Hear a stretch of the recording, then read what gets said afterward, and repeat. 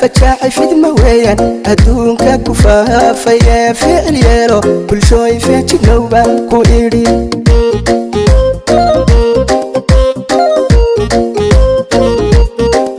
فيروسكيو كورونا لقى فجاعي في دمويان أدونك كفافيا فعل يلو كل شوي في تنوبان كويري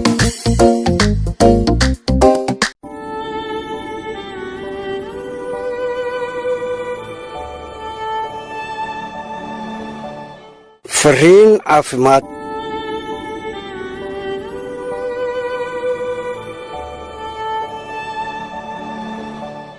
ka digtoonow khatarta cudurka coronavirus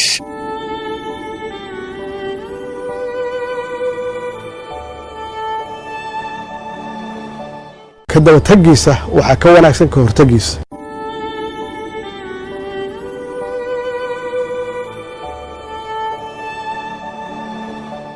cudurka coronavirus waa fayrasyo ballaaran kuwaas oo sababa cudurrada ku dhaca xayawaanka iyo bini'aadamka sidoo kale fayraskan wuxuu leeyahay noocyo kala duwan oo ku dhaca xayawaanka iyo kuwo kale oo u kala gudba xayawaanka iyo bini'aadamka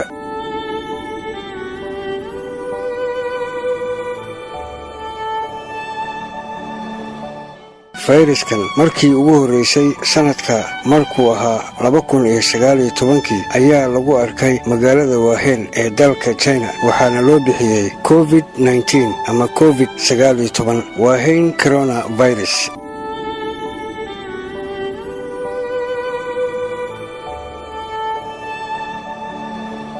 cilmi-baaris la sameeyey ayaa waxaa lagu ogaaday in cudurkan asalkiisa hore uu ka yimid xayawaan waana virus la isqaadsiiyo oo si xowli ah ugu faafa dhanka neefsashada iyo taabashada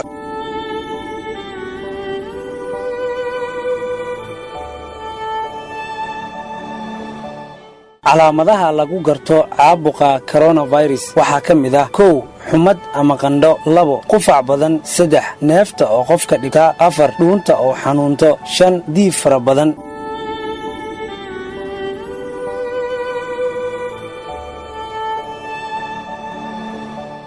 caabuqa coronavirus wuxuu soo ifbaxaa qofka oo ka soo muuqda muddo u dhaxaysa 2 ilaa iyo 14 maalmood kadib marka uu qofka ku dhaco cudurka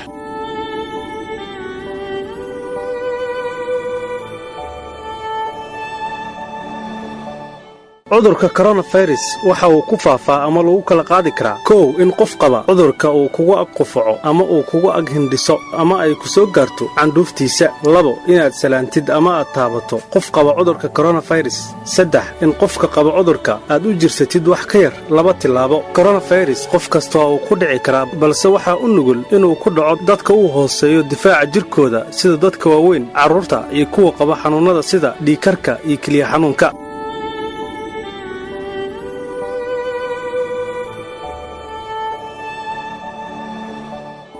habka ugu wanaagsan ee aad kaga hortagi karto cudurka coronavirus waa inaad raacdaa tilmaamaha soo socda 1 ka fogow qof kasta oo qaba cudurka amaba leh calaamadihiisa 2 iska ilaali in aad dadka ku salaanto gacantaada 3 ka fogow inaad gacmahaaga ku taabato indhahaaga afkaaga iyo sankaaga iyaga oo aan nadiif ahayn 4 ku dabool afka iyo sanka tiish amaba safaleeti mar kasta oo aad qufacayso ama ay hindhiso ku qabato 5 ku dhaq gacmahaaga saabuun iyo biyo ama jeermis dilaha loo yaqaano alkoolada ugu yaraan 20 minit 6 ka dheerow meelaha ay dadka isugu yimaadaan 7 marka aad suuliga ka soo baxdo gacmahaaga waa inaad ku dhaqdaa saabuun iyo biyo diiran ama jeermis dile 8 iska dhaq gacmaha inta aadan cuntada diyaarin ka hor 9 iska dhaq gacmaha inta aadan cuntada cunin ka hor 10 si fiican isaga karkari hilibka iyo ukunta 11 ku dadaal nadaafadaada iyo nadaafadda meesha aad ku nooshahay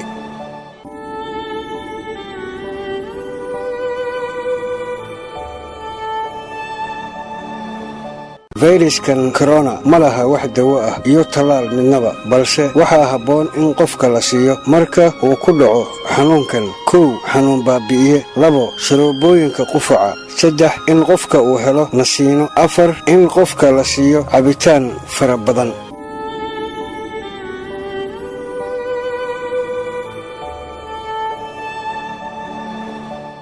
ku daboolsankaaga iyo afkaaga tiij ama wasafaleeti markii aad qufacayso iyo marka aad hindhisayso.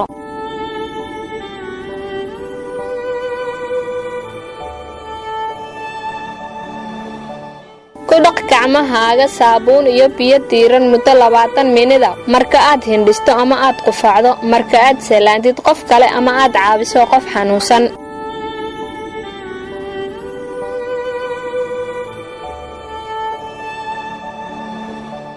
marka aad isticmaasho tiishka ku rid weel daboolan oo afkiisa uu xiran yahay si jeermisku aanan ugu gudbin qof caafimaad qaba.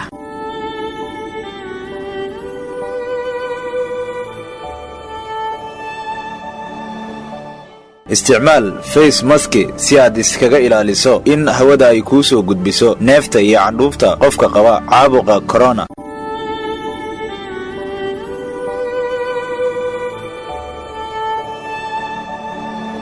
waxyaabaha keena waxaa ka mid ah marka la isu dhow yahay dadka neeftooda inay isgaarto in la isku qufaco ama la isku intiso inay kala durugsan yihiin.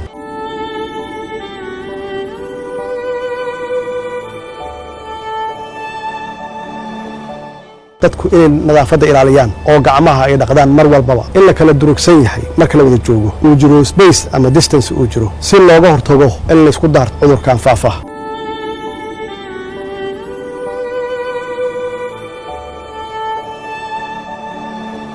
dadku inaysan isugu imaan meelaha lagu kulmo ama meelaha bulshada isugu timaado maxaa yeelay meelaha ugu badan oo dadku ay ku kala qaadaan waa isu imaanshaha iyo soo dhawaanshaha.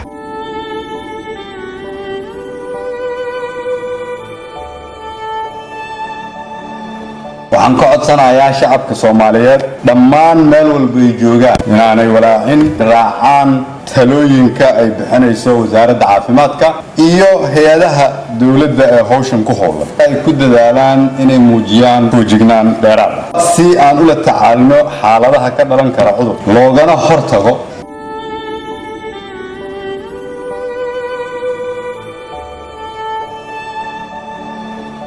ummadda Soomaaliyeed waxaan ugu baaqayaa inay raacaan ama u hoggaansamaan awaamiirta caafimaad iyo badqabkooda oo ah inay joogaan guryahooda. ilaahay waxaan ka baryaynaa cudurkan meel kasta ku faafay adduunka inuu ilaahay ummaddeena ka badbaadiyo.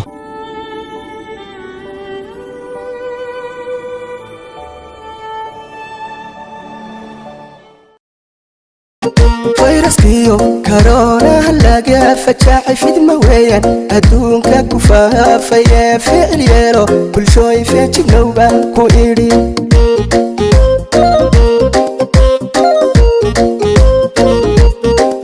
fayraskiyo corona laga fajaacay fidma weeyaan adduunka ku faafaya ficil yeelo bulshooy feejignowba ku idhi.